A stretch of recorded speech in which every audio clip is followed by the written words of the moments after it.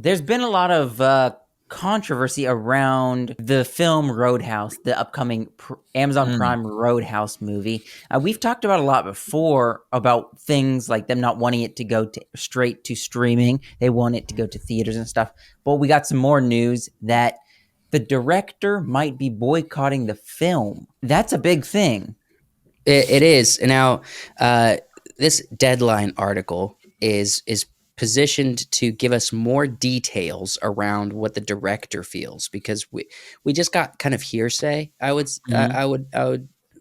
would say? I would say about about the controversy.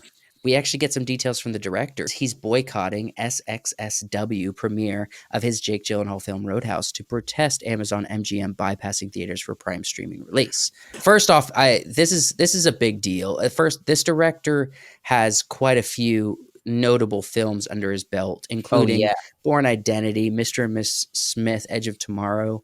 He's doing a Tom Cruise film, the one that's shot in space. So this director is not a bad director. Yeah. He's pretty seasoned, and he's got some big IPs behind him. And, from what I saw of this trailer, it looks like a blockbuster. It really does. The trailer truly is a fun, rough and tumble time. It looks like a blockbuster film. It's coming out. When do we know when this is coming out? Early summer or late summer? Okay, all right. So beginning of March, I think. So in decent blockbuster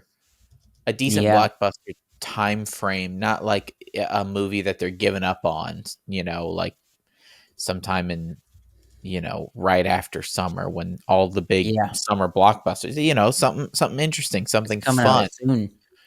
And we know from the trailers it looks fun, it looks entertaining, it looks like we got some good fighting and stuff in it. Got Conor McGregor, who's over the top. That can be fun. Interesting visual effects for the fighting and the headbutting and the punching. Do you guys notice they're doing something visually? I don't know if it's as simple as speeding it up or what it is, but they could definitely be doing that for shock factor for the trailer too. Yeah, that's true. But there's something interesting about the way the fighting looks in this movie cinematically, and I haven't put my finger on it yet, but just watch it, you'll notice it. But let's first see what this director has to say about the film and its release. So when Roadhouse opens the SXSW Film Festival, I won't be attending. The movie is fantastic, maybe my best, and I'm sure it will bring the house down and possibly have the audience dancing in their seats during the end credits, but I will not be there. That's a bit of a... So do you think this is the only way that you're able to protest or to boycott your own film, is to just not show up to the big release for it? Maybe. I mean, it's definitely a big move of a director not showing up for his film because it's his film. Well, we've heard a lot of stories about actors going to a premiere for the red carpet, but leaving, not staying for the movie because they don't like watching themselves. Does it seem like kind of... I don't think it's boycotting that. I don't think it seems like that. I don't think there's a lot you can do once the studio has your movie. They own the intellectual property. Yes. Right? They own Roadhouse. And so he made a movie for them. It's not technically his movie. No. Well, it sucks. It does suck, but listen to what he has to say, because he doesn't really feel like he technically made a movie for them. So this is what he says. My plan is to be silent, protest Amazon's decisions, blah, blah, blah, but it'll hurt a lot of people, so he's going to be open about it. This is the detail. I signed up to make a theatrical motion picture for MGM. Amazon bought MGM. Amazon said, make a great film, and we will see what happens. I made a great film. All right. Man. He held out hope that if it's good enough, it will get a theater release. And he's probably like, I'm making a really good movie, and I have a lot of successes.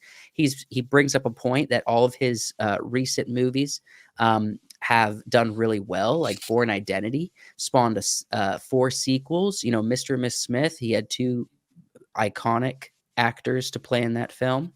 And then obviously the allure of the UFC fan base, right, for this film is sure to bring in a lot of numbers, but apparently for him, he feels that was enough. For Amazon, it feels like it's not enough. They just want to have everyone flock to streaming it at home. I sympathize with him because he signed on with MGM, and then streaming company buys it and says, "Well, now it's streaming movie."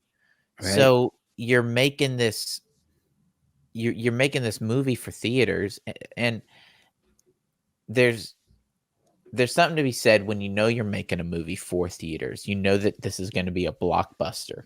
Chris Nolan does it all the time. Yeah, Oh, yeah. and a fast, maybe not fast paced, but a fun paced action, brawling, thrilling, kind of fun, summer blockbuster. Oh yeah. In the vein of like Top Gun Maverick or something like that. Yeah, yeah. You know that the movie theater is the best place to watch this. Yeah. And man, the streaming services are saying, Amazon we want specifically. those things, but we want them on our streaming platform. Yeah. And I think people are tired of that. I think directors are going to get tired of making movies for them as well. Well, I think directors care about the viewing experience of the audience. They care about the experience. Streaming services care about getting a big popular movie on their service so everyone gets their subscription. That's what they care about, because it looks good at the end of the quarter. And so and it is kind of a trick, because movies that were in MGM that he was bouncing it off of, right, when he signed up for the movie with MGM before Amazon bought them, are movies like Bond and Creed, like the Daniel Craig Bonds and all those. Those are all theater films. And then he signs on because he wants to be in that vein to make this movie. And then Amazon's like, no, we're not doing that. We're just going to put it on our streaming platform. It's going to sit right next to freaking, Chris Pratt's Terminal List. You know what I'm saying? Yeah, and Rings of Power. And Rings of Power.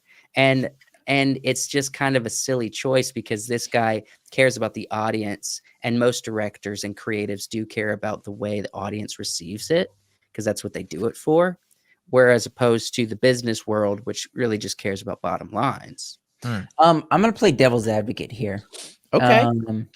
Do you think that this is an old-fashioned director having old-fashioned ideas of, people still wanting movies to come out on DVD, people to buy them and go into theaters, then go into DVD and people buy them instead of going to streaming, and he doesn't like that? I wouldn't say he's opposed to streaming. He just wants a theatrical release, right? Yeah, all of his previous films are on streamers. This definitely feels more like they kind of hinted that they would maybe make it possible to put this in theaters, and that's why I kept working on it. Because that absolutely could have been. They could have strung him along, saying, "Oh yeah, no, it'll go to theaters." That's what he's saying. He's saying 100% they strung him along.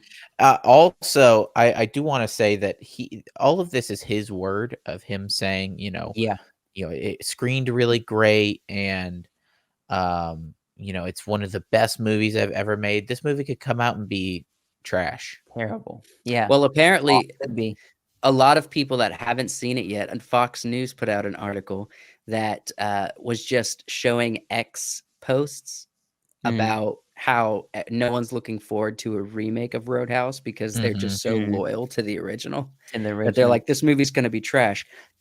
I don't know. The films that he's known for, I enjoy all of them. They're all fun action movies. You're not a big Roadhouse fan, though. I mean, I've never seen the original. Yeah. So you don't have as much loyalty. So you coming into it is like, it is not as much of a fan. So it's valid easier argument to say that.